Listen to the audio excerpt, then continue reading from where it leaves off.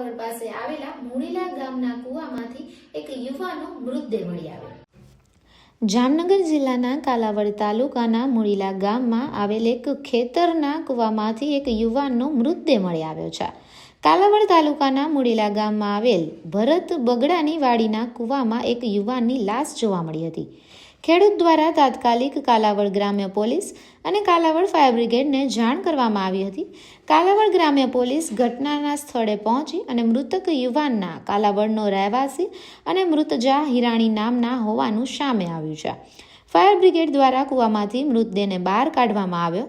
મોતની શંકા જતા પરિવાર દ્વારા મૃતદેહને કાલાવડ સિવિલ હોસ્પિટલ ખાતે લઈ જવામાં આવ્યા અને પોસ્ટમોર્ટમની માંગ કરવામાં આવી છે।